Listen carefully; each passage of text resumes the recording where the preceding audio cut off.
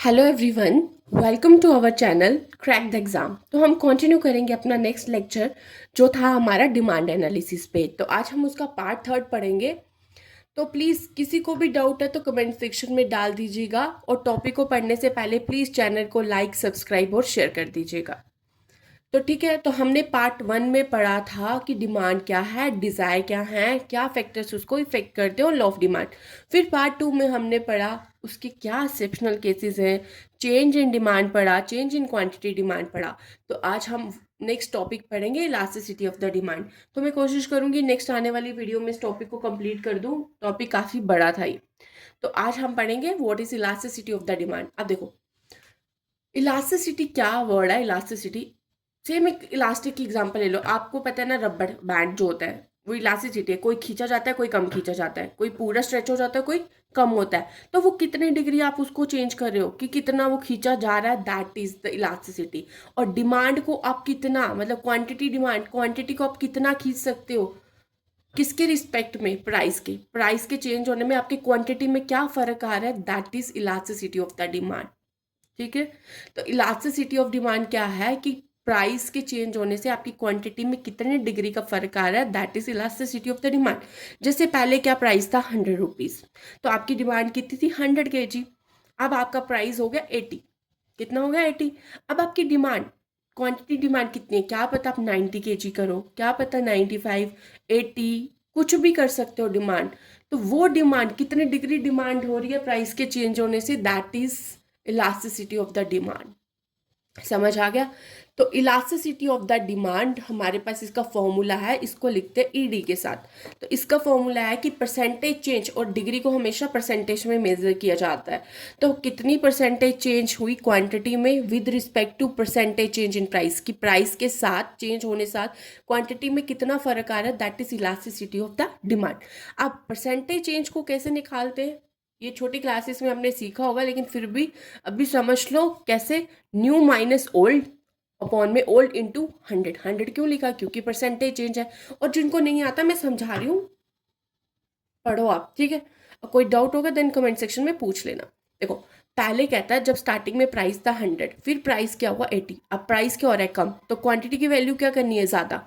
तो स्टार्टिंग में क्वांटिटी की वैल्यू क्या थी, 60, और वैल्यू क्या करनी है, ज़्यादा। कम मत कर देना, कम नहीं करना। तो आपको फाइंड करना है क्या, ईडी, मतलब ये इलास्टिसिटी ऑफ द डिमांड। तो या पहले क्वांटिटी को निकालो या पहले प्राइस को निकालो। तो पहले प्राइस को निकाल लेते हैं, चेंज इन प्राइस। और मैंने कहा चेंज का फॉर्मूला क्या होता है, न्यू माइनस ओल्ड। न्यू क्या है, P1 कितना, 80, ओल्ड कितना है, 100, तो डिवाइडेड बाई 100, ओल्ड इंटू 100।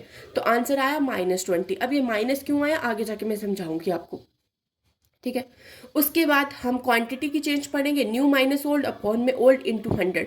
तो न्यू हमारे पास 70, ये देख लो 70 यूनिट्स, और minus old 60 divided by 60 old into 100। ठीक है। तो हमारे पास जो आंसर आ रहा है दैट इज 16.6। कितना आ रहा है, 16.6। अब ईडी निकालना है। ईडी का फॉर्मूला क्या होता है, percentage change in quantity demanded upon में परसेंटेज चेंज इन प्राइस। तो क्वांटिटी डिमांडेड में कितना चेंज आया, 16.6, और किस प्राइस में कितना चेंज आया था, -20। तो आंसर हमारे पास आया 0.83। परसेंटेज इंटू परसेंटेज डिवाइड पे आपस में क्या हो जाएगी, कैंसिल। तो आंसर आया 0.83, माइनस में आया। माइनस में क्यों आ रहा है, सेकंड एग्जांपल पढ़ के आपको समझ आ जाएगा, ठीक है। अब सेम सेकंड एग्जांपल वही निकालना है। अब मैंने डायरेक्ट वैल्यू पुट कर दी है, क्वांटिटी को चेंज करना है, न्यू माइनस, न्यू कितनी है 80, माइनस ओल्ड अपॉन में old into 100। Price new 30 -20 divided by old into 100। तो आंसर जो आया वो भी माइनस में आ रहा है, कितना, 0.4। ये आप निकालना आ जाएगा आसानी से, ठीक है। अब देखो यहाँ पे प्राइस की वैल्यू क्या हो रही है, बढ़ रही है। 20 से कितना जा रहा है, 30। लेकिन यहाँ पे क्वांटिटी, अगर प्राइस बढ़ रहा है तो क्वांटिटी को क्या करना है, कम, ज़्यादा नहीं कर देना, ठीक है। तो इतना समझ आ गया। ये वैल्यू निकाल के ये तो कैलकुलेशन आ जाती है। तो आंसर दोबारा किस में आया, नेगेटिव। अब बार बार नेगेटिव में क्यों आंसर आ रहा है, तो देखते हैं क्यों आ रहा है। मैं समझाती हूँ आपको क्यों आ रहा है, सॉरी। देखो क्यों हमारा आंसर नेगेटिव में आ रहा है। तो ये देखो, आपने पढ़ा क्वांटिटी और प्राइस, ऊपर क्वांटिटी नीचे प्राइस। अगर क्वांटिटी की वैल्यू पॉजिटिव है तो प्राइस की क्या आनी चाहिए, नेगेटिव, क्योंकि दोनों में कैसा रिलेशनशिप है, इनवर्स। अगर क्वांटिटी की वैल्यू नेगेटिव में आ रही है तो प्राइस की क्या आनी चाहिए, पॉजिटिव, क्योंकि इन्वर्स रिलेशनशिप है दोनों में, एक प्लस में आना चाहिए, एक माइनस में आना चाहिए। और आपको ये बात पता है ना, अगर फ्रैक्शन में एक ऊपर प्लस हो नीचे माइनस हो तब भी आंसर किस में आता है, माइनस। अगर ऊपर माइनस हो नीचे प्लस हो तब भी आंसर किस में आता है, माइनस। तो इससे ये बात पता चलती है कि हमारे पास जो इलास्टिसिटी ऑफ डिमांड है वो हमेशा कैसी होती है, नेगेटिव। कैसी रहेगी, नेगेटिव। इतना सा समझ आ गया।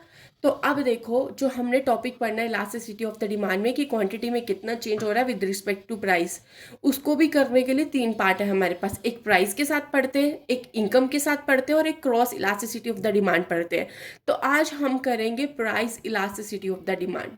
क्या पढ़ेंगे, price elasticity of the demand. तो जो price elasticity of the demand है इसकी 5 डिग्री है। कितनी, 5। एक को कहते हैं परफेक्टली इलास्टिसिटी, मतलब जो ईडी की वैल्यू है वो इन्फिनिटी।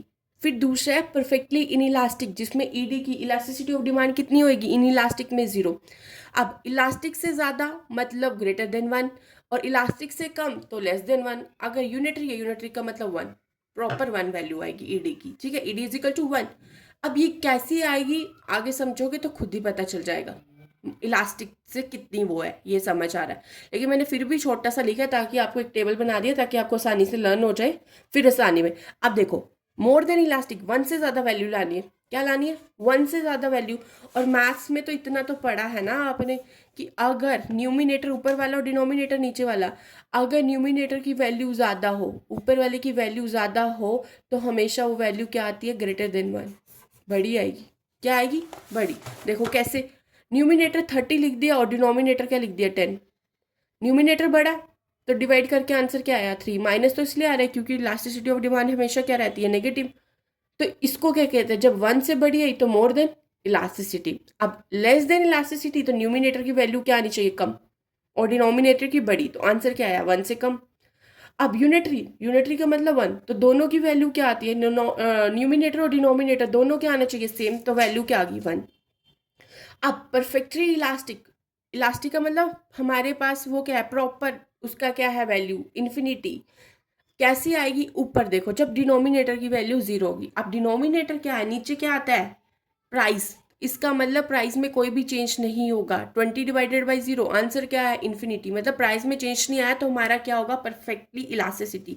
अब डिमांड है ना, तो डिमांड के साथ वर्ड है तो इलास्टिसिटी डिमांड, तो हमें डिमांड में, डिमांड की बात कर रहे हैं ना, तो डिमांड की क्या है इसमें, चेंज। इलास्टिसिटी मतलब बहुत सारी डिमांड क्या हो रही है, चेंज, लेकिन प्राइस चेंज नहीं हो रहा। अगला वर्ड समझना, परफेक्टली इन इलास्टिसिटी डिमांड। तो इन इलास्टिक मतलब डिमांड में चेंज नहीं, इन इलास्टिक का मतलब वो खींची नहीं जा रही। तो अगर डिमांड में चेंज नहीं आ रही तो किस में चेंज आएगी, प्राइस में। तो हमने डिमांड में चेंज नहीं लानी, तो क्या आएगा, डिमांड ऊपर तो डिमांड क्या आएगा, 0। मतलब न्यूमिनेटर क्या आएगा, 0।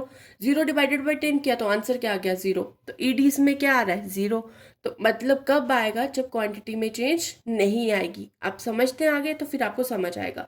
तो फर्स्ट पढ़ते हैं हम मोर देन इलास्टिसिटी। क्या पढ़ेंगे, more than elasticity. More than elastic का मतलब 1 से बड़ी आनी चाहिए वैल्यू। और 1 से बड़ी कब आएगी, जब न्यूमिनेटर बड़ा होगा, मतलब जब क्वांटिटी, ऊपर क्या है क्वांटिटी, जब क्वांटिटी की वैल्यू क्या आएगी, ज़्यादा। तो इसका जो कर्व बनता है वो फ्लैट बनता है। थोड़ा कैसा बनता है, पॉइंट याद रखना, मोर देन इलास्टिक का कर्व कैसा होता है, फ्लैटर।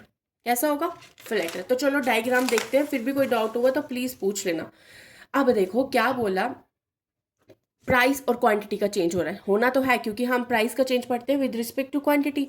अब ये प्राइस 100 से कितना जा रहा है, कम हो रहा है, 95, कितने की चेंज आ रही है, 5, चेंज बढ़ रहे हैं।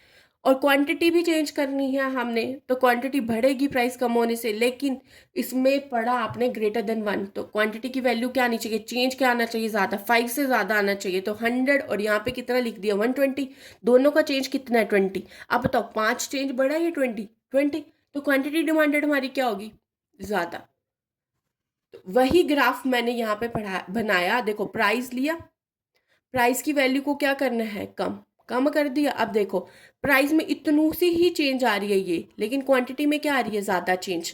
तो ऐसे को बोलते हैं मोर देन इलास्टिक। क्या बोलते हैं, मोर देन इलास्टिक। मतलब डिमांड हमारी क्या है, इलास्टिक डिमांड। तो इलास्टिक डिमांड मतलब डिमांड के साथ है ना इलास्टिक वर्ड, तो मोर है, तो इसका मतलब हमारी डिमांड को क्या हम कर सकते हैं, ज़्यादा। ठीक है, ये समझ आ गया। और इसका ग्राफ कैसा होता है, फ्लैटर। कैसा ग्राफ है, फ्लैटर। अब सेकेंड हमारा लेस देन इलास्टिक डिमांड। मतलब ईडी की वैल्यू 1 से कम। और कब होगी ये मैंने पढ़ा है, न्यूमिनेटर की वैल्यू कम होनी चाहिए। न्यूमिनेटर की वैल्यू कम, ऊपर क्या क्वांटिटी, इसका मतलब क्वांटिटी की वैल्यू कम और प्राइस की वैल्यू ज़्यादा। जब ऐसा हो तो इसका फ्लैट कर्व नहीं, इसका कर्व कैसा बनता है, स्टीपर। कैसा बनता है, ये टैग वर्ड है, याद रखना, कर्व पूछते हैं स्टीपर। देखो प्राइस के चेंज होने से, अब मैंने किसकी बोला, इलास्टिक डिमांड लेस है तो डिमांड में चेंज कम आनी चाहिए, तो डिमांड में कितनी चेंज है, 5। लेकिन प्राइस में क्या आ जानी चाहिए, चेंज ज़्यादा। इसी के साथ वर्ड है, कुछ भी नहीं करना, इलास्टिसिटी डिमांड है ना, डिमांड में क्वांटिटी डिमांड लेस होनी चाहिए, कम, मतलब इसको कम कर दो। तो इसका जो ग्राफ बनेगा वो बन जाएगा हमारा, ये देखो, तो ये स्टीपर कर्व है। लेकिन अगर मोर है तो फ्लैटर कर्व। समझ आ गई, ये बार बार नहीं समझाऊंगी, ग्राफ इतना तो आपको पता चल जाएगा। तो अब थर्ड पे चले। थर्ड है unitary elastic demand. Unitary elastic demand कहता है कि प्राइस और क्वांटिटी दोनों क्या रहते हैं, सेम। जितनी चेंज प्राइस में आएगी उतनी कितनी क्वांटिटी में, मतलब 20 इधर 20 इधर। और इसका जो यूनिटरी का मतलब ईडी, इलास्टिसिटी ऑफ डिमांड कितनी रहेगी, 1। इसका क्या मतलब है, जो इसका ग्राफ बनेगा वो बनेगा, देख लो यहाँ पे, रेक्टेंगुलर हाइपरबोला। कैसा बनता है, रेक्टेंगुलर हाइपरबोला। समझ आई। अब देखो तीन चीजें पढ़ी, मोर देन इलास्टिसिटी डिमांड, मतलब इलास्टिसिटी डिमांड क्या है, मोर, मतलब डिमांड क्या करनी है, ज्यादा, तो क्वांटिटी डिमांड ज्यादा कर दी, तो वो कैसा कर्व बनेगा, फ्लैटर। अब लेस देन इलास्टिसिटी डिमांड, तो डिमांड हमारी क्या है, लेस देन, तो डिमांड को क्या कर दो, कम, तो कैसा कर्व बनेगा, स्टीपर। अब यूनिटरी मतलब दोनों एक जैसे हैं, जितना प्राइस में चेंज आएगा उतना क्वांटिटी में, तो ग्राफ कैसा बनेगा, रेक्टेंगुलर हाइपरबोला। समझ आ गई इतना, ठीक है। अब हम पढ़ते हैं अगला, परफेक्टली इलास्टिसिटी डिमांड। ये अच्छा टॉपिक है, समझना इसको। अब परफेक्टली इलास्टिसिटी डिमांड का क्या मतलब है, देखो इलास्टिसिटी डिमांड मैंने अभी भी समझाया आपको, इलास्टिसिटी डिमांड इलास्टिक है, कैसी है, परफेक्टली इलास्टिक। आप चाहो जितना मर्जी खींच लो डिमांड को, तो क्वांटिटी डिमांडेड आप खींच रहे हो, कितना खींच रहे हो, जितना आपका मन करता है। और इसका मतलब प्राइस की वैल्यू चेंज नहीं होगी। और डिमांड क्या है हमारी, बोलो